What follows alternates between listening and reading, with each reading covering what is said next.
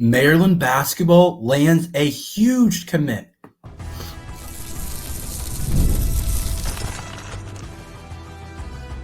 You are Locked On Terps, your daily podcast on the Maryland Terps, part of the Locked On Podcast Network, your team every day.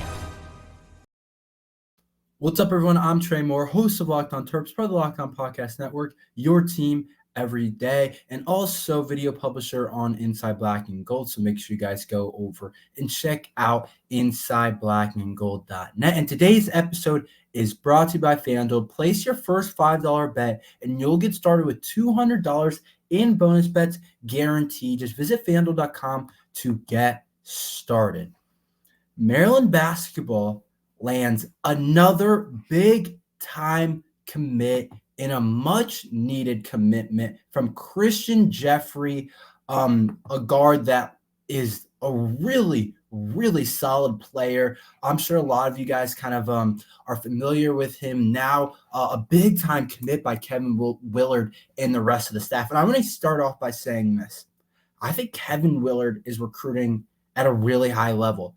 I think every single Kevin Willard class, besides his first one where he was still just getting his feet in the door and he didn't get the time to fully recruit that class. But after that, starting with the 2023 class, the 2024 class, and so far how this 2025 class has gone, and I know it's not just Kevin Willard, it's the entire staff, they've done a really good job. The 2023 class may have not panned out exactly how we wanted it to, but you still have to remember that was a top 25 class. We had 3 4-star types of players, even if they didn't end up working out quite like we thought they might have. And then the 2024 class, of course, we landed Derek Queen, the 5-star. And this 2025 class is off to a really strong start with 3 4-star commits already, or 2 4-star commits, maybe a possible another one coming soon, but 2 4-star commits is pretty big time. And I think that we have a chance to build out another good class under Kevin Willard, and I think he's doing a good job in recruiting. I think that's probably been the number one area where I've been impressed with Kevin Willard, is that he's done a pretty good job. The entire staff has done a pretty good job of getting really solid players onto our team. And I think about that in the transfer portal as well. Just this year getting Jacoby Gillespie and Selton Miguel and some other really Rodney Rice, some really solid players. I think they've done a good job. And this is another big commit that Maryland basketball just landed in 4-star guard Christian Jeffrey, who I talked about a little bit yesterday, and I said there's a real possibility that he chooses Maryland tomorrow, and that's exactly what he did. He was crystal ball to Maryland. I thought that's what was going to happen, and that's exactly how it went down. And I think this kid has a chance to be a player that plays right away at the guard spot for Maryland basketball. And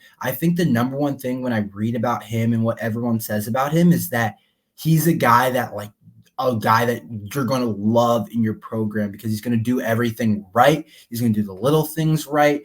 He's a leader. That sounds like he has all the intangibles. That's what I keep reading on these scouting reports, is that he does a really good job with the intangible stuff. And that's important when we're talking about college basketball, Big Ten basketball, is can he do the intangibles right? Is he a leader? You need some of those different guys. Not everyone has to be like that, but to build a really solid program and to build a really good culture, you need some of those guys. And I think Maryland basketball might have been missing a little bit of a guy like Christian Jeffrey. That sounds like he's a leader.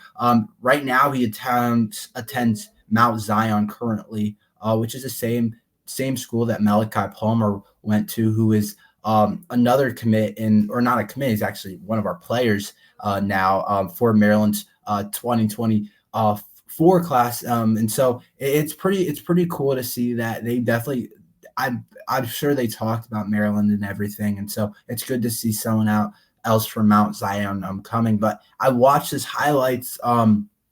I haven't really gotten to watch a full game of him, but I watch his highlights, and you get a pretty good idea of what someone's game is like in basketball. And one thing that stood out to me is transition. He's really strong in transition. He's the type of guy that you want to get it and go with him. He's waiting for an outlet, and he's going to attack the rim in transition. He's that type of player, which is pretty cool. I think that Maryland could use some of that, a guy that can attack the rim in transition in the future. It kind of reminded me a little bit.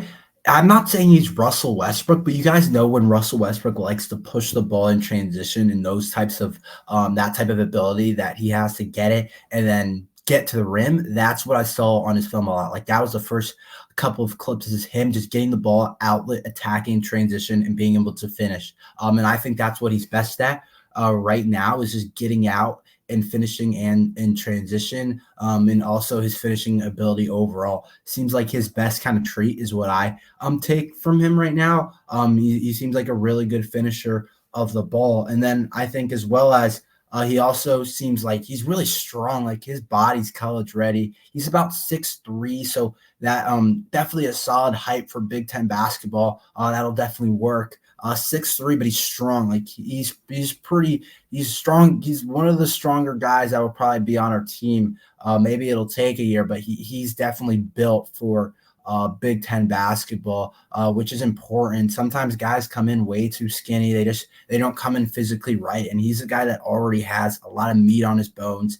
And another thing that I took away is he's explosive. Like his like first step, like his explosiveness downhill is definitely something I really liked when I was watching his tape.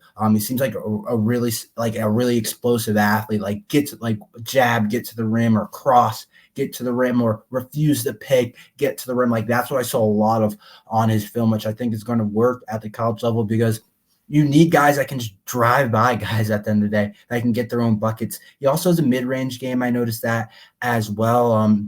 Has a little pull-up mid-range game where he pulls up on different scenarios and different things. You guys know what I'm talking about. Definitely has a mid-range ability. I didn't get to see his defense. I'm assuming with his build and what I hear about him is that he's a pretty good defender, it sounds like, but I also don't know exactly, but I would assume he's a solid defender for sure. And then the one thing I think that is like a weakness right now, that's something he's going to have to work on, is three-point shooting. The EYBL stats said he shot 30%, which isn't like terrible or anything, but it doesn't sound like he's putting up that many attempts. I read in his scouting report on 247 that basically he averages a 1-3 every other game, it sounded like, which I don't want to say is a bad thing, but like the fact that he's not shooting it a lot shows me that maybe he's not 100% confident in it, or maybe that's just not really his game. But I do think that's something in the college level that you got to be able to shoot the ball. And I think that a guy on our team, Deshaun Harris-Smith, saw that last year a little bit, that even if you can get to the rim and play a lot of bully ball, it really is hard to get to if you can't shoot the ball at a high level. And I think that Christian Jeffrey is got everything going really good, but he's going to have to work on that part of his game a little bit. In the EYBL, he averaged 14 points, 5 rebounds, 5 assists, 2 steals per game. Like that's pretty big time. So there's a lot of really good stuff with in terms of how he's playing the EYBL, which is really something that matters a lot. That's just that AAU circuit, that Nike EYBL that a lot of the top players play in. So definitely he's gonna have to work on the 3-point shot, it sounds like, but that's something that we can definitely get better. He definitely has a mid-range shot, so I'm hoping that the 3-point shot can develop. He had a bunch of other offers as well. There's a ton of different places that he was considering. Michigan was on there, Mississippi State, Penn State offered him, Villanova had offered him, Tennessee had offered him. I think he was considering Tennessee at a point. Like he had plenty of other offers as well. And this makes our 2025 class really interesting. I love the 2 players that we have. Marcus Jackson is also really highly rated, top 100 guy for Maryland basketball. Jumped pretty big time on the ratings, is now ranked the 65th best player in the country according to 247. While Christian Jeffrey is also up there in the top 100 on 247 as well. Right now they have him as 94th. So 2 guys that are really high-end players. And then the highlight of our class could potentially still be Cam Ward. On 3, they do have him predicted to Maryland. He's the guy that I think we're really trying to get a guy that definitely has a strong case and definitely a strong chance at going to Maryland. So I think Kevin Willard is doing a really good job right now recruiting and everything. Since we have the bye week coming up, let's predict the rest of the year for Maryland football. We're going to go and predict every single game and see what I think is going to happen and see what has changed from my first prediction. I'll talk about that after this ad from FanDuel.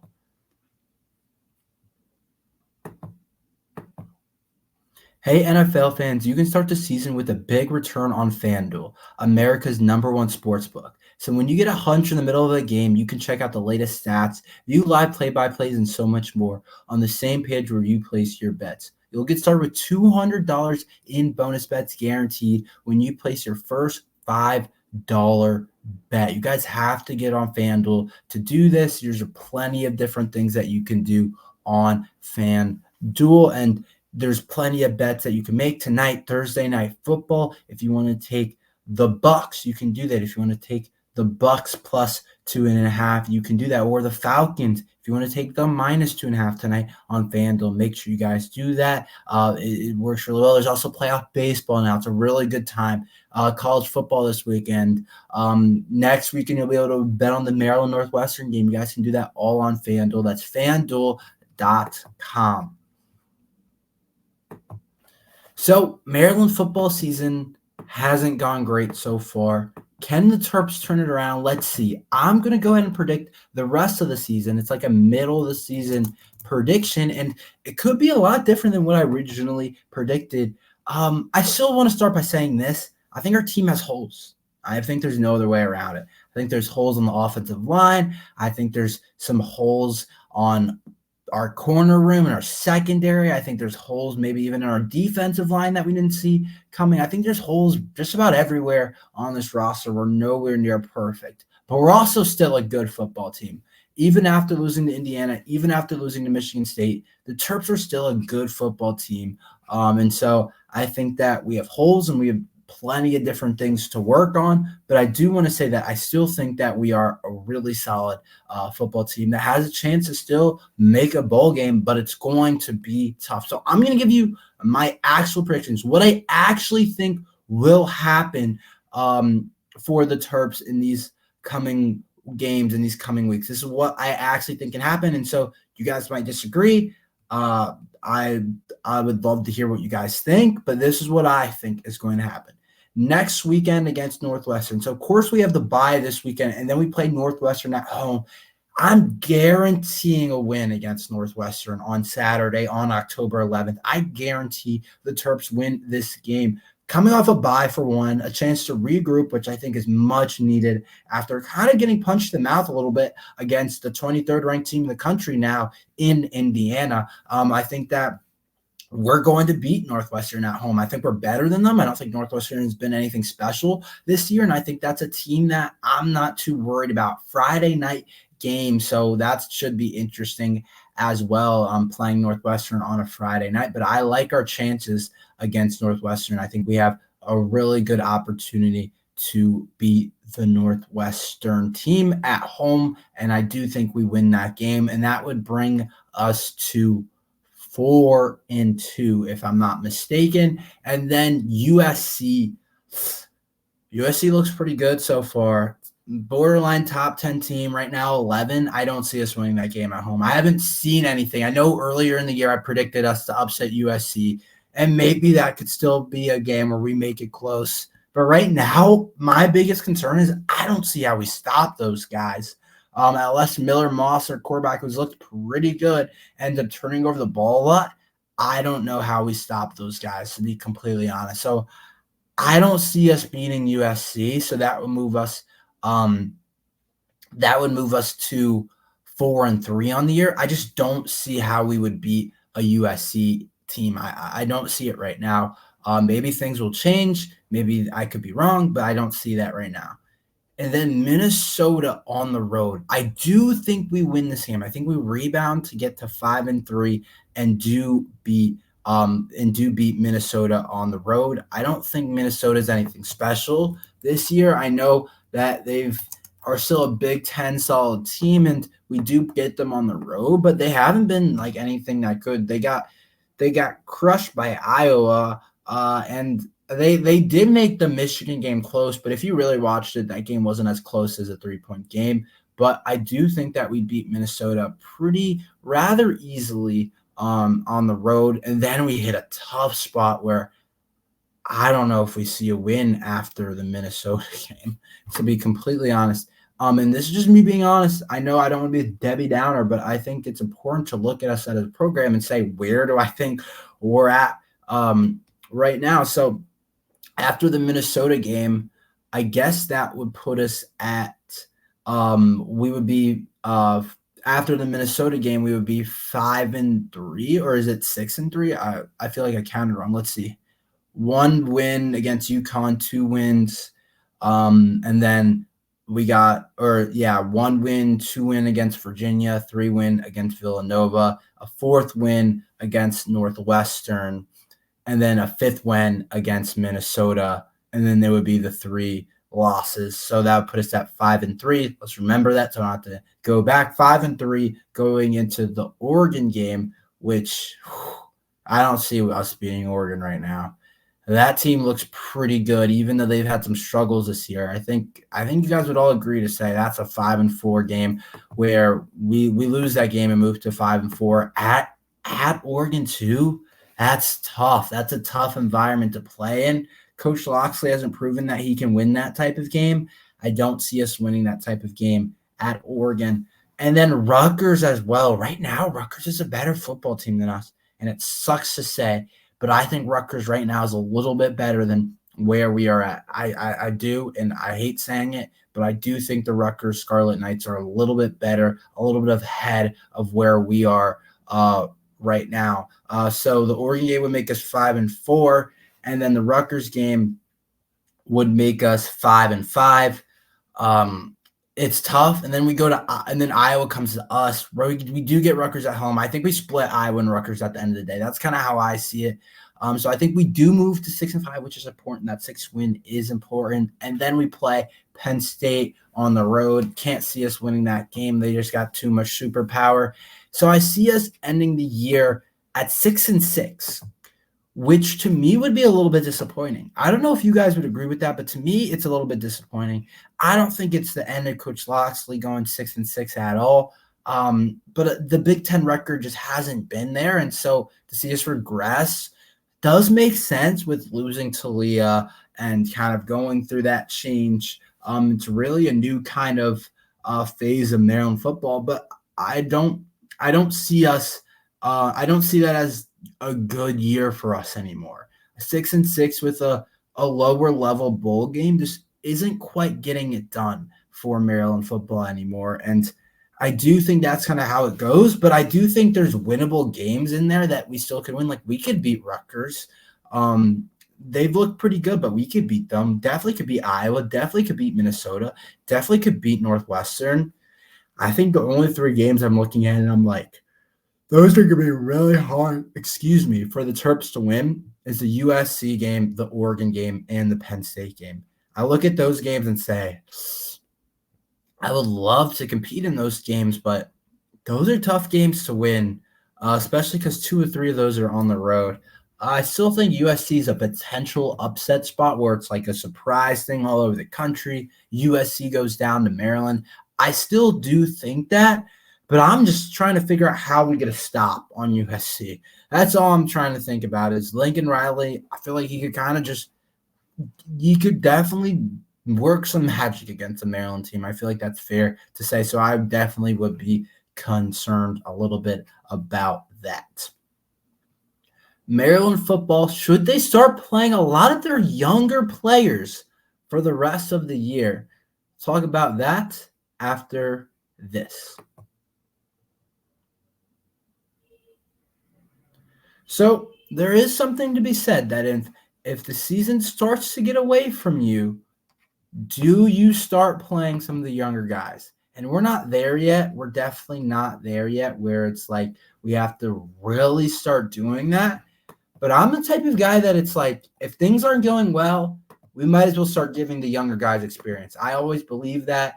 A lot of it's an NFL thing more, but still, it's still a college thing where the quarterback is not an awesome example, but it's like if your year's lost and you have a really talented freshman quarterback on your roster that maybe you don't want to lose, you start playing that guy. Like think about at the University of Florida, where they have that kid DJ Lagway, who's a freshman, and then they have the Mertz guy that used to go to Wisconsin as their like starter kind of. If I'm Florida with all that has been lost and them not having a good year again, I might just turn to DJ Lagway and say, we can't lose this guy. We got to let this guy play because we want him to be a player in the future. And for Maryland football, I think you have some of that, for sure, a little bit. Roman Hemby technically, I guess, could be back next year if he wanted to. So I think there's some younger guys that you just let play out. I think a lot of in the secondary. I did make an argument a couple weeks ago when I said Braden Lee and Kevin Humes weren't exactly ready yet, and I still kind of believe that.